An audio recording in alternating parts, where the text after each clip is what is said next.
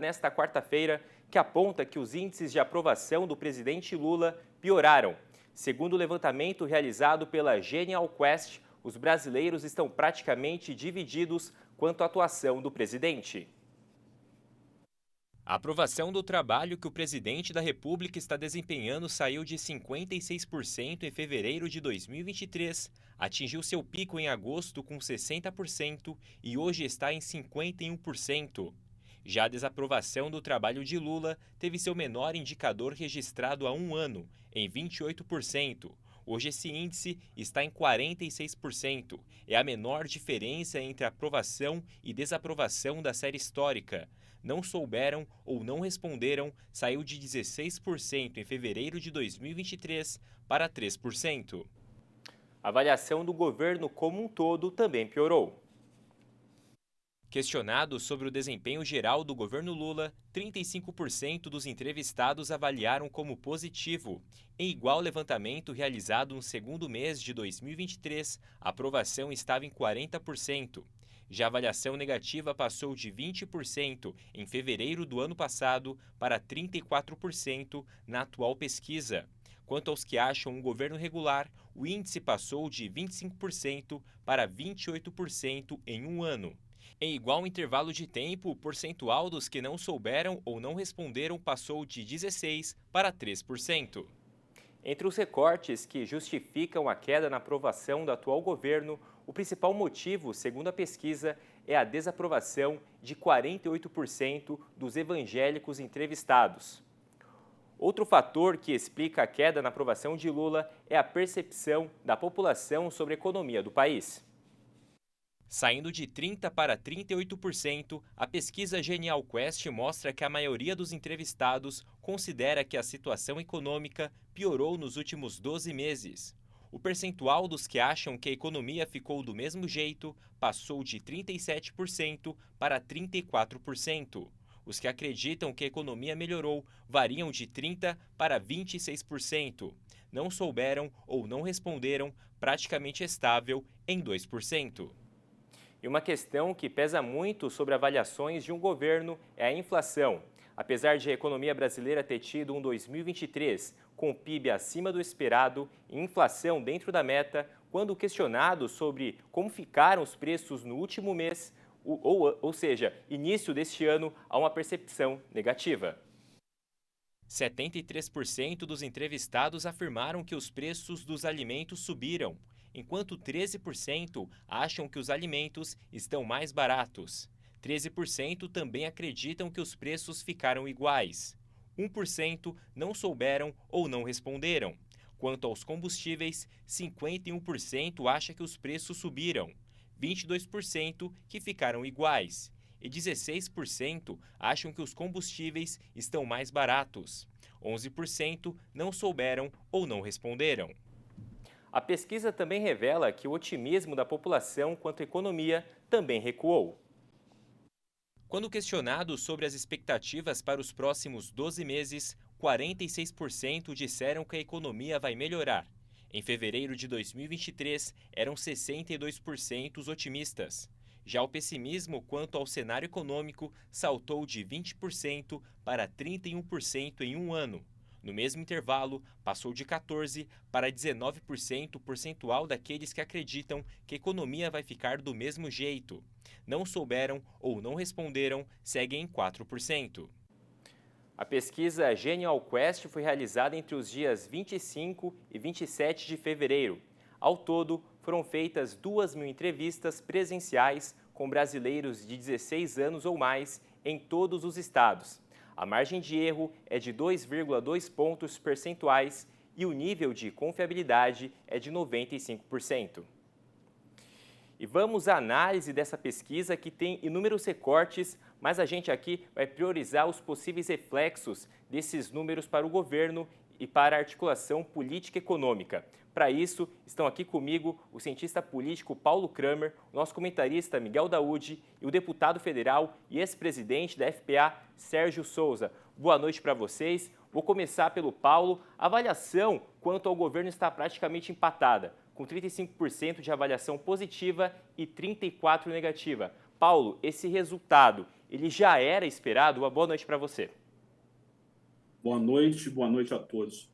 Veja só, em primeiro lugar, eu gostaria de traçar uma consideração muito rápida sobre qual é o impacto das pesquisas nesse ambiente de, como já se diz, polarização tão calcificada que nós vivemos no Brasil já há algum tempo, né? Eu diria para você o seguinte: as pessoas que não entendem ou não sabem, também não têm a obrigação de saber da metodologia da pesquisa, da técnica, como é que os dados são colhidos, como é que as amostras são desenhadas, etc., etc. As pessoas pensam da seguinte maneira: quem é contra o Lula considera que boas notícias na pesquisa para o governo é porque o Instituto faz parte da claque mercenária do lulopetismo, tá? Da mesma forma, quando os resultados positivos do Lula caem, eu acredito que muita gente ali da bolha lulopetista vai pensar a mesma coisa, só com o sinal trocado. Pô, esse instituto aí não está refletindo a realidade, está falseando os dados, está mentindo, o Lula é ótimo, é maravilhoso.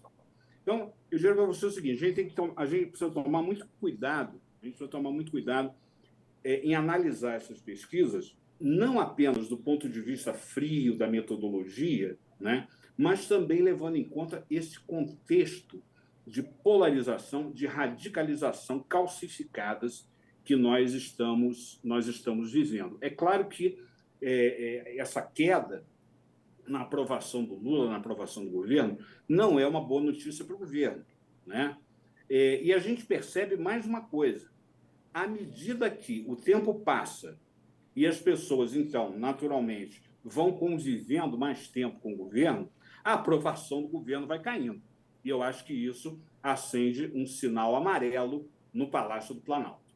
Perfeito. Vou trazer agora o deputado Sérgio para esse bate-papo. Notamos uma pesquisa que nos últimos 12 meses, a maioria da população acha que a economia piorou, apesar dos resultados dos indicadores de inflação e de PIB do ano passado serem positivos. Deputado, gostaria de lhe ouvir sobre o papel dos parlamentares nas pautas econômicas no último ano e por que você acha que o sentimento da população em relação à economia piorou. Olá, boa noite, João Nogueira, Daúde, o Kramer, que prazer revê-los aqui. Bom, vamos lá, né? Ouvi aqui atentamente a explicação do Kramer, que é um analista de pesquisas, muito bom, muito bem colocado. No entanto, essa mesma pesquisa mostrava um ano atrás, né, algo bem diferente, a aprovação muito maior e a desaprovação muito menor. Eu fiz um breve cálculo aqui e coloquei um percentual de agosto, onde ele teve a maior aprovação e a menor desaprovação.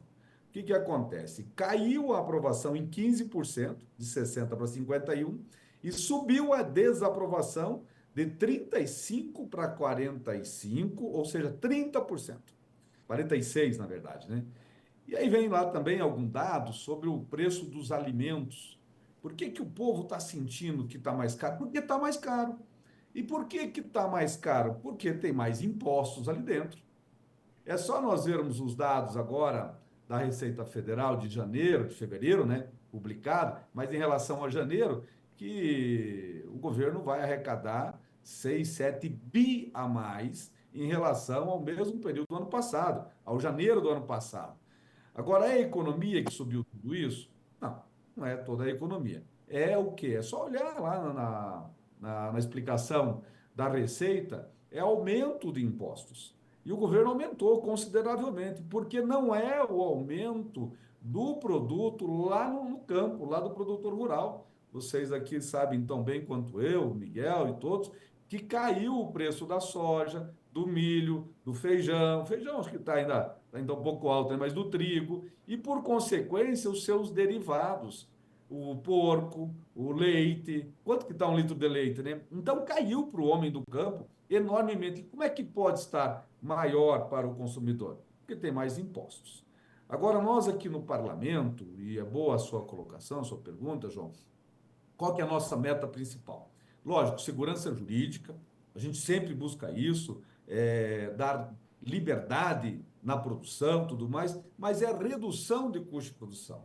Qual é o maior sofrimento, angústia do produtor rural neste ano?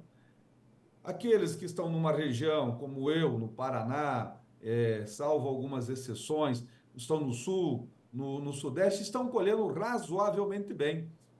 Centro-Oeste teve perdas mais significativas, mas no final nós vamos ter uma redução aí, 15 milhões de toneladas de soja, mais ou menos, em relação à safra anterior, e não é o nosso maior problema.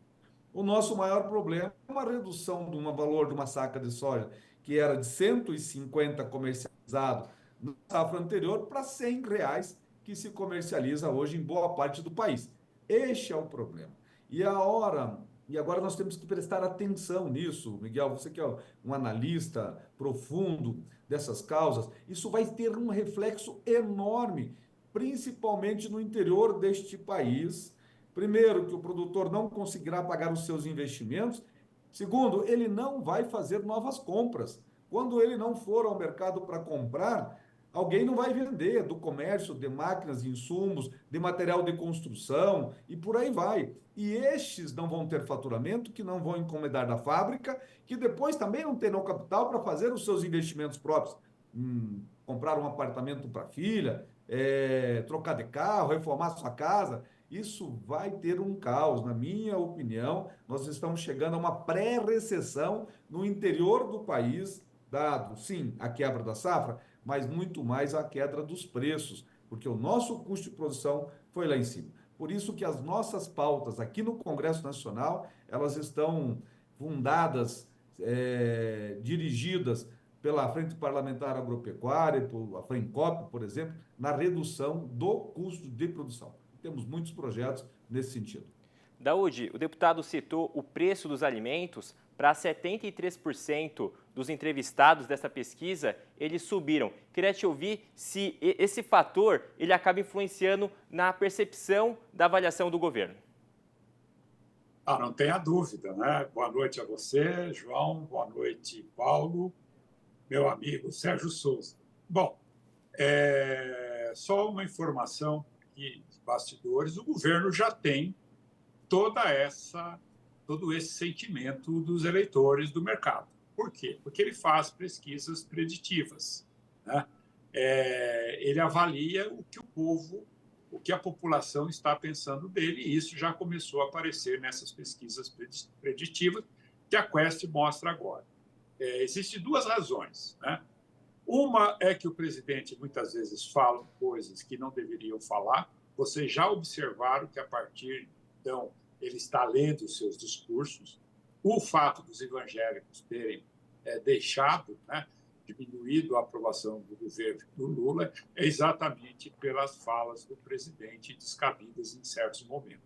O outro aspecto, João, apesar dos indicadores de inflação estarem aí 4%, 5%, a inflação no bolso da dona de casa é outra. Quem vai ao supermercado sabe disso. Não é a mesma inflação. Tem aí o que o deputado colocou muito bem, o Sérgio Souza, a questão tributária, expectativas muito ruins. A gente viu aí o índice de expectativa, porque quando você tem uma expectativa ruim, esse cenário vem para o presente, porque o que nós estamos vivendo, passou. Agora, se a expectativa está negativa, ela vem para o presente. Então, eu vejo também, vou finalizar aqui meu comentário, gostaria mais de ouvir dos nossos amigos convidados, é que essa perda de popularidade do governo, do próprio Lula, traz complicações, né, para o governo, investimentos. Tanto que a taxa de investimentos do Brasil caiu muito. E vai continuar caindo. Essa crise no campo, bem colocada pelo deputado, é uma coisa gravíssima.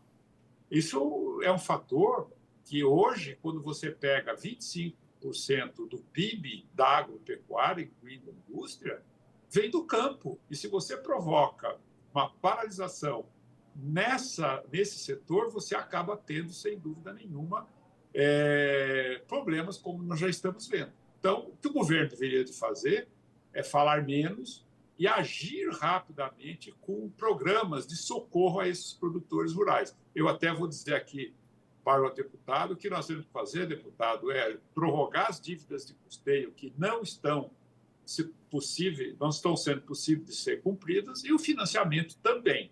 Fazer o entendimento para que o produtor possa comprar e acionar a cadeia da agropecuária, que representa aí uma grande parte do nosso PIB. Essa é a solução. Agora, vamos ver se essas promessas não vão ficar só do governo em discurso, como nós estamos vendo. Daúde, agora espaço aberto aqui para você fazer pergunta para os nossos convidados. Eu perguntaria para o deputado, há espaço para o governo aprovar todas as reformas que ele está pretendendo no Congresso? Hoje, o Congresso, nós todos estamos assistindo, eu estou aqui, inclusive no meu gabinete em Brasília, instalando as comissões exatamente nesse momento, já em março, né? E nós sabemos que é um ano extremamente curto. Nós temos março com Páscoa, depois tem outros feriados, abril, maio, junho, 4 meses. 4 meses para aprovar tudo que tem de interesse do Congresso, com muitos vetos na pauta do Congresso, pauta lotada da Câmara, do Senado, e toda a reforma tributária, naquilo que diz da legislação complementar, muito difícil. E tem muito por vir aí. Por exemplo, essa questão do desaquecimento da economia, e muito fundado no agro, né? Porque não é só a questão da diminuição da produção, do volume, mas quanto que compraria nesse país 20 milhões a mais de toneladas circulando, só de soja, né? Sem falar em milho, né? E quanto que não compraria, quanto não circularia mais na economia desse país, R$ 50 a mais por saca para o produtor rural, né? Então, nós estamos percebendo que isso vai haver um desaquecimento e as prioridades do Congresso podem mudar. Nós temos agora, por exemplo, o veto da LDO, que vetou a questão do não contingenciamento do seguro rural, que é meta nós derrubarmos, como os vetos opostos lá na Lei de Defensivos Agropecuários. Ainda hoje eu me reunia com a ex-ministra, nossa colega, amiga Tereza Cristina, senadora, tratando desse assunto, e falávamos com outros senadores. Agora é articulação muito forte nos bastidores, dentro da nossa frente parlamentar agropecuária, para nós pautarmos aquilo que é importante para o nosso setor agropecuário, para minimizar o sofrimento do nosso produtor. Daúde, sua pergunta para o Paulo. Paulo, você acha que há possibilidade, nesse momento, do governo tentar, e de que forma reverter esse cenário de queda na expectativa do seu governo e do próprio presidente? O que ele teria que fazer? Poderia fazer, se é que tem alguma coisa? Olha, eu acho que o que ele poderia fazer, vocês já disseram, tanto o professor Daúde quanto o deputado Sérgio, eles já disseram o que pode ser feito, algumas questões pontuais bem importantes e até bem óbvias, né, para a gente que acompanha o noticiário. Agora, o que ocorre, viu, Daúde, na minha opinião, é que o governo ele ainda está congelado no passado daquele modelo que não existe mais, do presidencialismo de coalizão. Tá? Quando, lá atrás, em 2015, o então presidente da Câmara, Eduardo Cunha, brigou com a então presidente Dilma Rousseff, né? E além do impeachment, né, que foi precipitado a partir dali, houve também um avanço crescente do Congresso sobre as emendas do orçamento, né, sobre aquela pequena parte discricionária, né, que o governo pode investir. O que ocorre? Os parlamentares eles ficaram cada vez mais autônomos, eu diria até cada vez mais independentes em relação ao Palácio do Planalto, que antes controlava o pagamento dessas emendas, a execução dessas emendas, com mão de ferro, beneficiando os seus seguidores, não é? E punindo, né, os seus opositores. Agora isso praticamente acabou. Então, o presidencialismo de coalizão, ele, muito embora não exista mais na prática, ele ainda existe no imaginário do Lula, ainda existe no imaginário do Palácio do Planalto, ainda existe no imaginário do governo, né? Eu acho que essas mudanças, essa urgência que a gente vê do presidente Lula cair na real, passa, antes de mais nada, por uma reavaliação do papel das relações executivo-legislativo. Hoje em dia, não se leva nada no grito, é preciso levar no diálogo. E, veja só, um presidente que sistematicamente, pelo menos até agora, você lembrou, você fez uma observação perfeita, Lula, de pouco tempo para cá, está lendo os seus discursos, não é? Está lendo os seus pronunciamentos. Muito bom, para não dizer tanta besteira. Mas veja, um presidente que sistematicamente hostiliza o agronegócio, mais de 25% do PIB, né? O que a gente pode esperar em termos de política econômica? E eu vi, o Daúde, eu já aproveito a carona, já que estamos aqui trocando perguntas, tem uma pergunta muito importante que eu gostaria de dirigir a você e ao deputado Sérgio, que é a seguinte: o governo ele está cuidando, né, a equipe econômica está cuidando da regulamentação da reforma tributária, das leis complementares, mas isso está sendo mantido quase que a sete chaves, quase na clandestinidade, né? Eu gostaria de saber o que ambos esperam dessa regulamentação. Vou pedir só para o Daúde e o deputado serem breves nessa resposta. Bom, eu não vejo possibilidade disso ser resolvido. E, ao mesmo tempo que a gente fez uma reforma tributária para reduzir exatamente a cumulatividade dos impostos, o governo continua tentando jogar impostos na cabeça do consumidor. Então, a meu ver, isso vai ser muito difícil e eu concordo plenamente, Paulo, com você. O governo tinha que falar menos e agir mais e de forma mais diplomática e consensual dos dias atuais. Muito obrigado. Deputado, quer concluir? Quero sim, Paulo, João, amigo Daúde, bem rápido. Nós sabemos que o Brasil é um dos países que mais se pagam impostos no mundo. Esses dias o presidente disse que o brasileiro não gosta de pagar imposto. Não gosta de pagar, claro, né? Ainda mais o governo com uma ânsia de aumentar a sua arrecadação. E a reforma tributária, do jeito que ela veio, do jeito que ela está, ela não desonera a cadeia. Muito pelo contrário, ela tem previsão de penalizar. Então, será de nossa responsabilidade aqui no parlamento, e a nossa bancada ruralista está muito focada nisso, de não deixar ter aumento de impostos. Porque essa regulamentação ela se dá por lei complementar, e lei complementar é quórum qualificado. É maioria absoluta dos membros da casa. E aí nós temos força para derrubar aquilo que não for bom para o povo brasileiro.